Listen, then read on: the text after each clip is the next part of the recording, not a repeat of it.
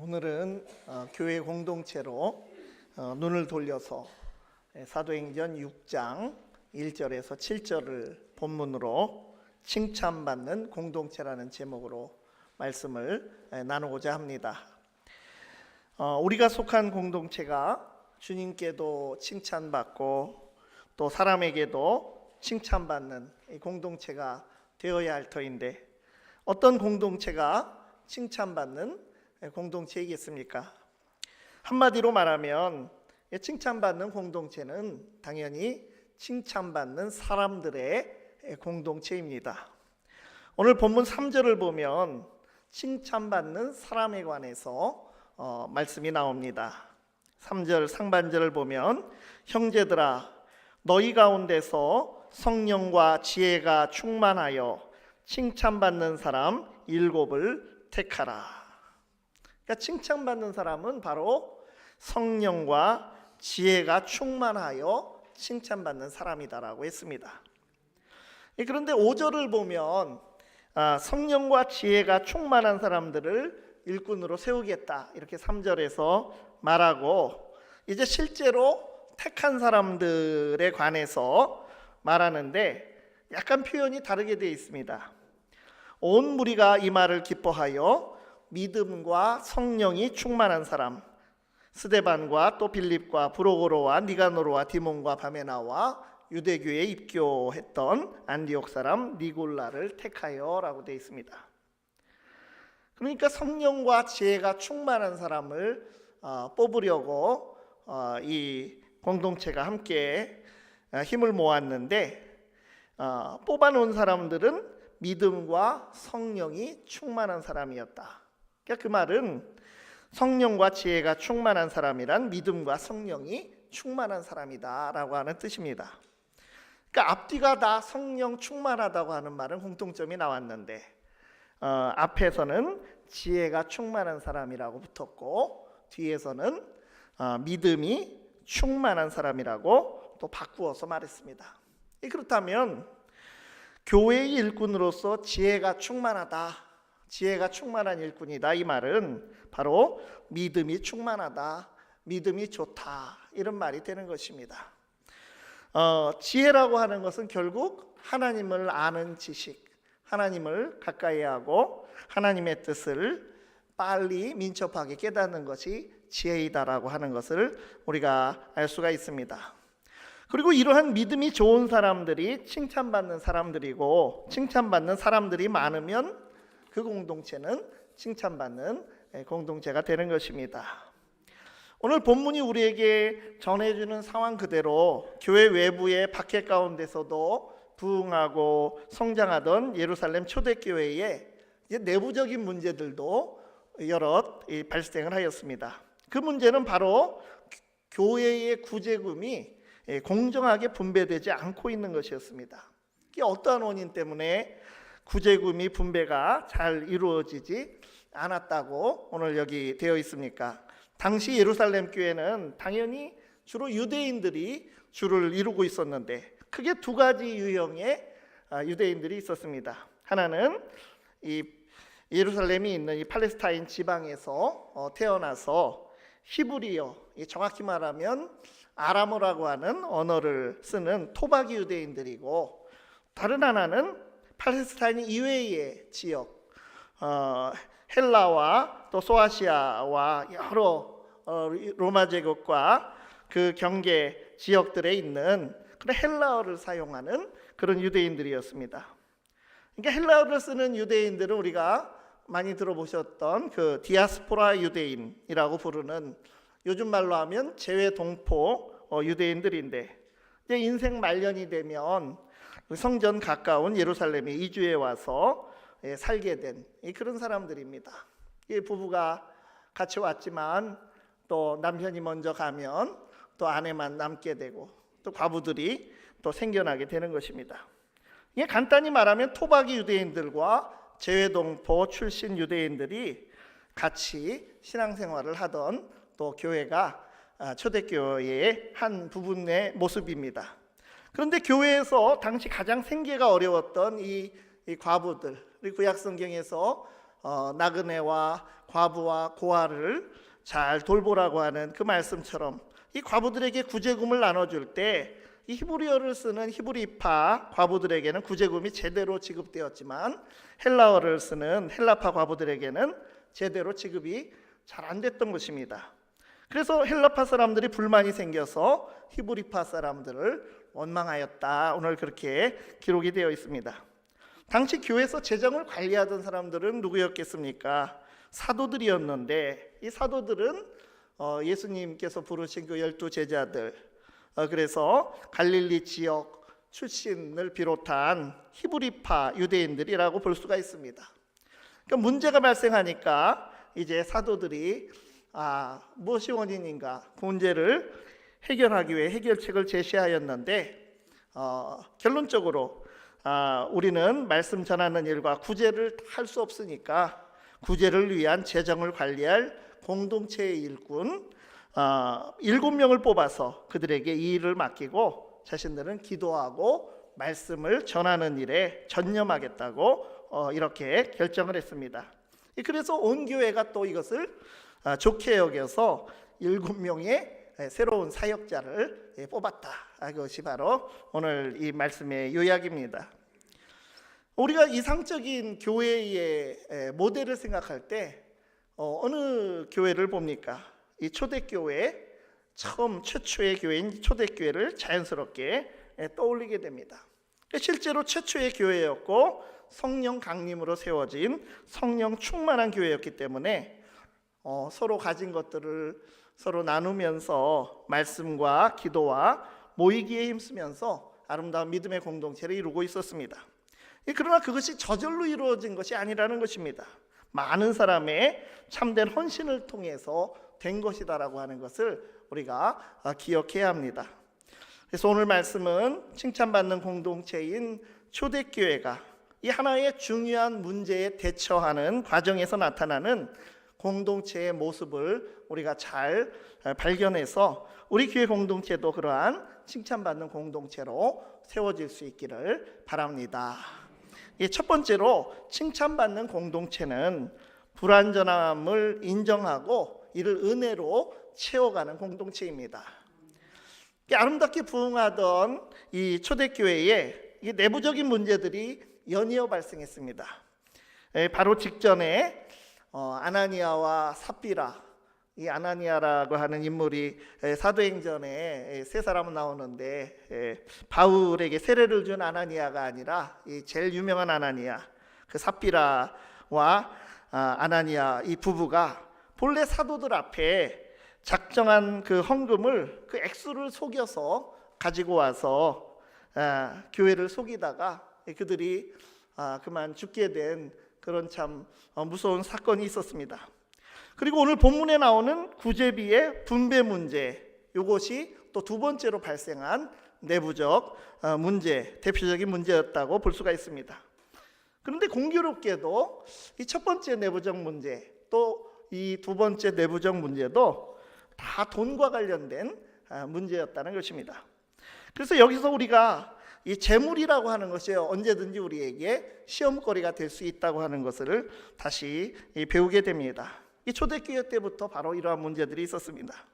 아나니아와 삽비라의 사건처럼 재물에 대한 탐욕이 우리를 시험 들게 하기도 하지만 또 오늘 본문의 사건처럼 재물 관리의 허점이 우리에게 시험거리를 제공하기도 하는 것입니다.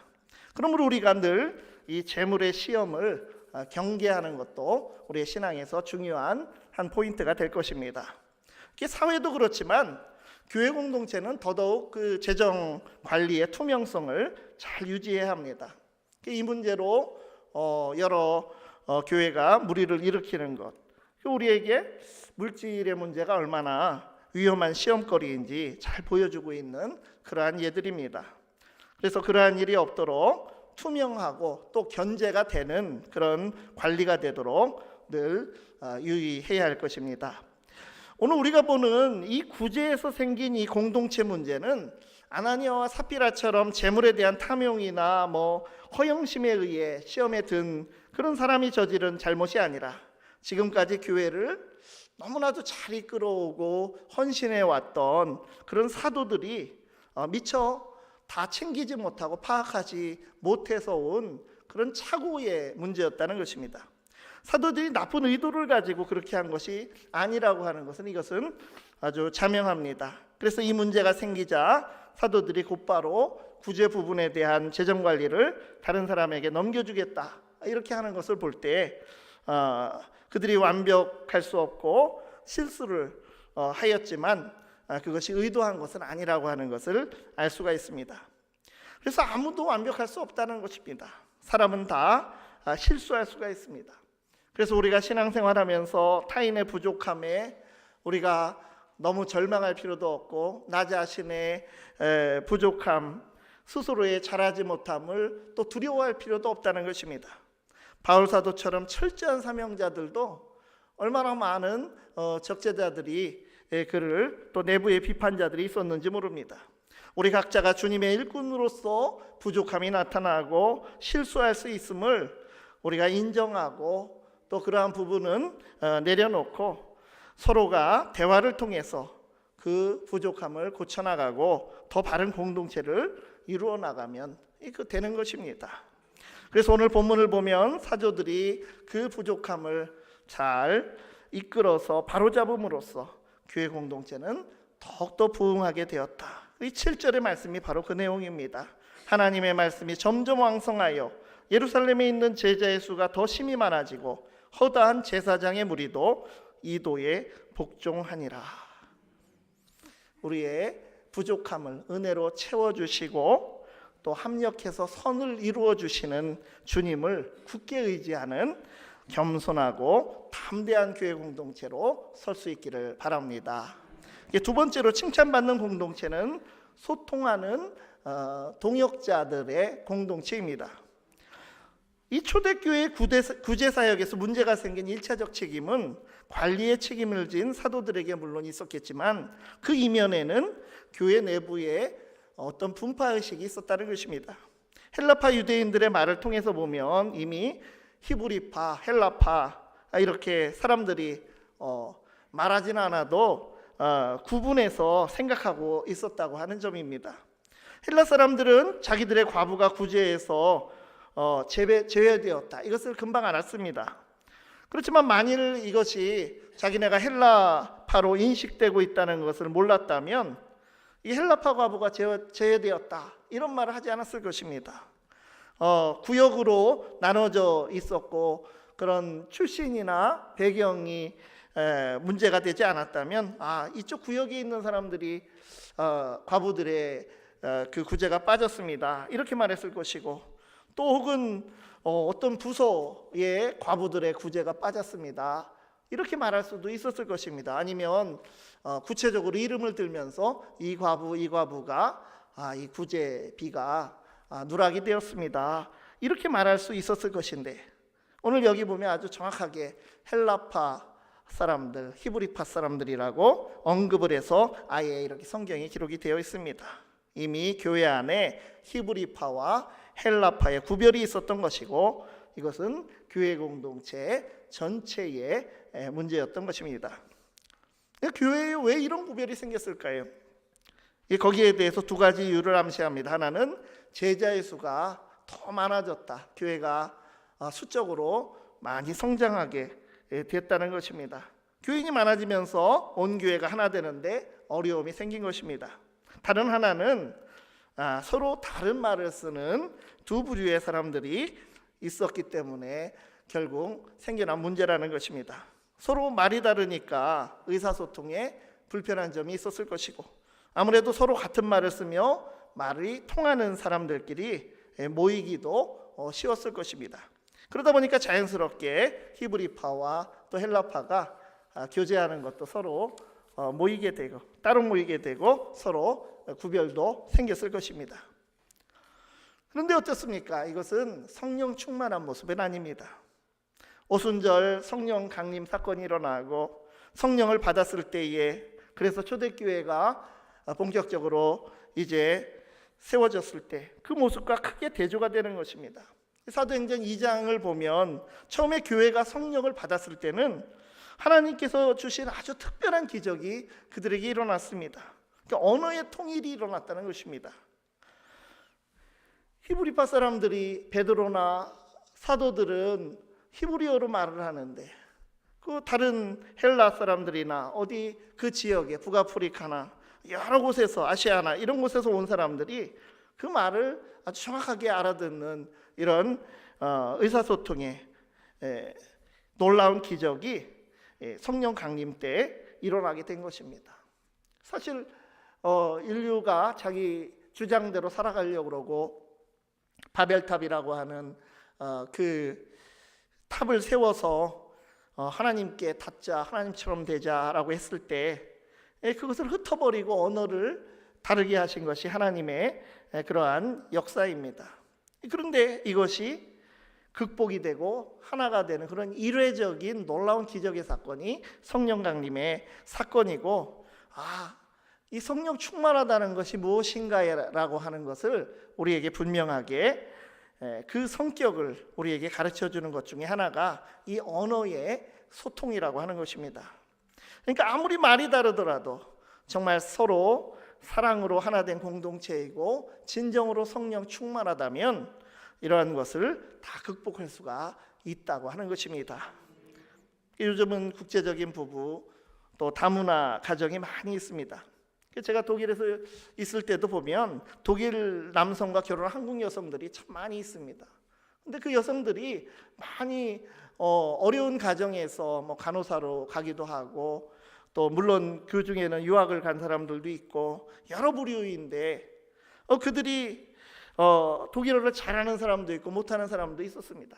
그런데도 그런 언어의 문제가, 언어를 잘하고 못하고의 문제가 문제되지 않았다는 것입니다. 사이가 좋고 나쁜 것이 도고 실력과는 관계가 없었다는 것입니다. 말이 유창하지 않아도 남편과 적극적으로 의사소통을 하고 서로 배려하면서 화목한 가정을 이룬 그런 여성들을 많이 보았습니다. 그러니까 언어의 장벽이라고 하는 것은 사랑으로 우리가 극복할 수 있는 것입니다. 고린도전서 12장에서 14장은 아주 많은 분량으로 은사에 대해서, 성령의 은사에 대해서 말씀합니다. 그런데 그 중심에 13장에 뭐라고 그랬습니까? 성령의 은사의 가장 중요한 중심적인 은사가 은사답게 되는 것은 바로 사랑이라고 하는 것입니다. 그래서 방언의 은사도 중요하고 예언의 은사도 중요하고 그러하지만 은사에서 가장 중요한 기준은 사랑이라고 사도 바울이 우리에게 강조하였습니다. 그러므로 교회나 가정이나 공동체 안에 어떤 분열이나 분파의 요소가 있는 것은 결국은 이것은 우리가 온전하지 못한 그런 사랑, 그 사랑의 결핍을 의미하는 것이고 성령 충만하지 못함을 의미하는 것입니다. 이처럼 교회 공동체는 의사소통, 충분한 의사소통이 매우 중요합니다. 서로 대화하지 않으면 그로 인해서 분파도 생길 수 있고 또 혹은 서로의 형편을 잘 몰라서 이 서운한 일이 오늘 이 본문의 사건처럼 생기기도 하는 것입니다. 특히 초대교회처럼 교회 공동체에 먼저 있었거나 혹은 나중에 왔거나 서로 의사소통이 잘 되도록 우리가 유의해야 합니다.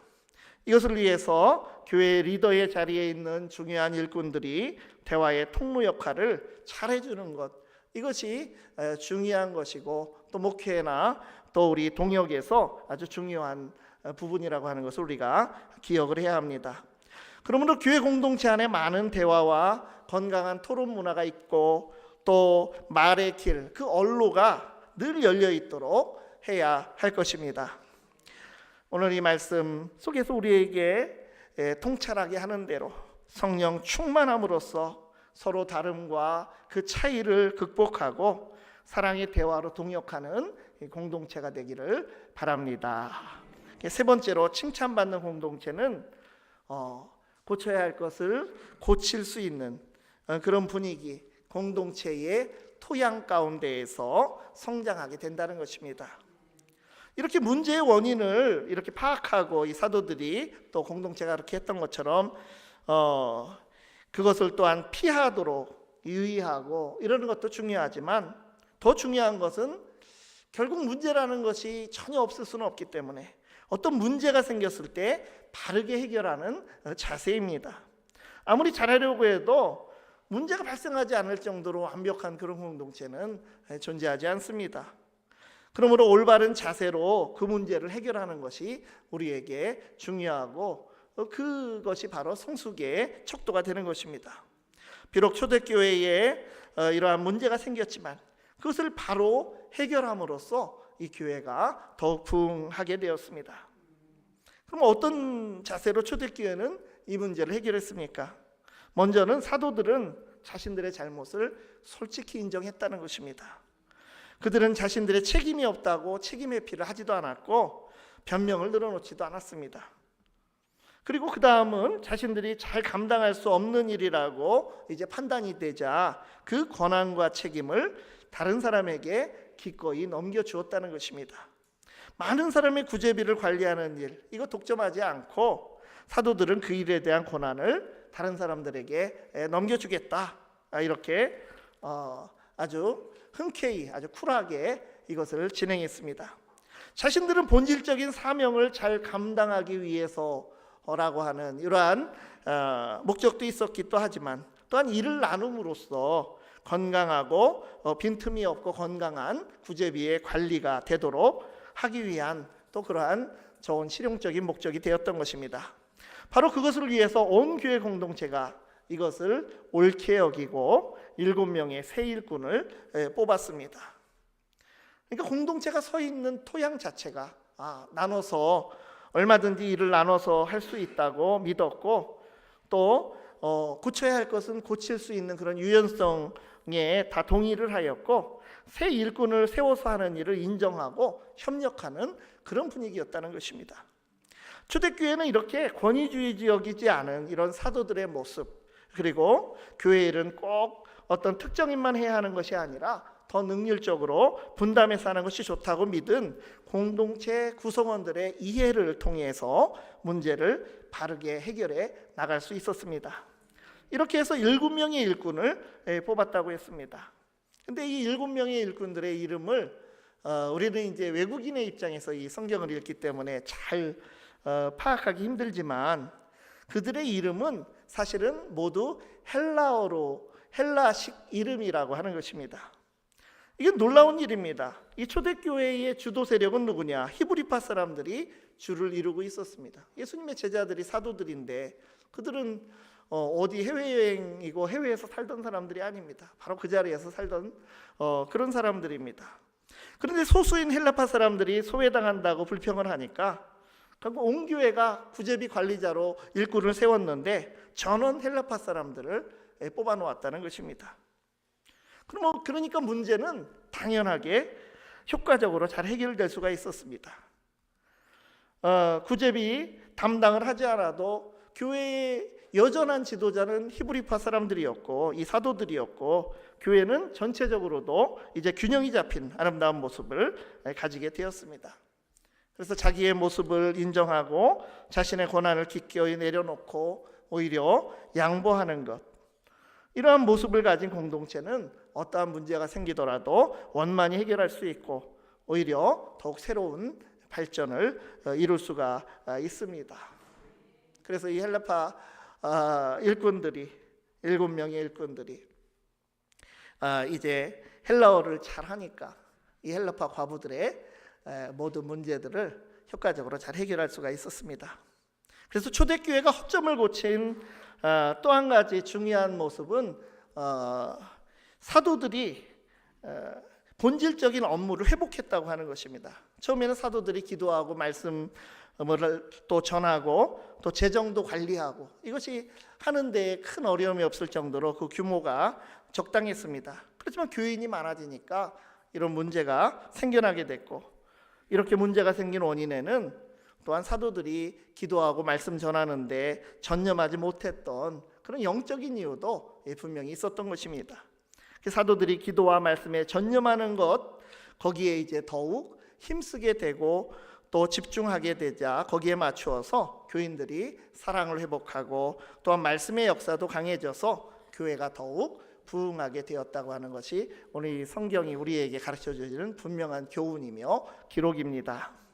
이처럼 위대한 사도들이 지도하던 아름다운 초대교회에도 문제라는 것이 있었습니다. 그러므로 공동체의 사역 분담이 우리에게 중요하고 또 동역자들 간의 사랑의 의사소통이 중요합니다.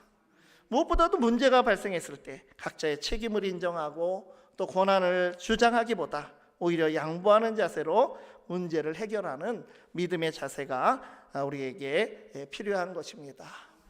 우리 교회가 칭찬받는 아름다운 믿음의 공동체, 또 사랑의 공동체, 또 사명의 공동체를 이루어갈 수 있기를 간절히 바랍니다. 기도하시겠습니다. 은혜의 하나님, 우리를 부르시어 주님의 일을 감당하는 은혜를 주심을 감사드리옵나이다. 초대교회도 완전한 공동체가 아니었음을 배웁니다. 저희도 부족함이 있다면 주시는 은혜로 채워가게 하시고 성령 충만하여 서로 소통하며 고칠 것을 고치며 두렵고 떨림으로 주의 일을 감당하여 하나님 앞에 사람 앞에 칭찬받는 공동체를 이루게 하여 주시옵소서. 예수 그리스도의 이름으로 기도드리옵나이다. 아멘. 찬송 220장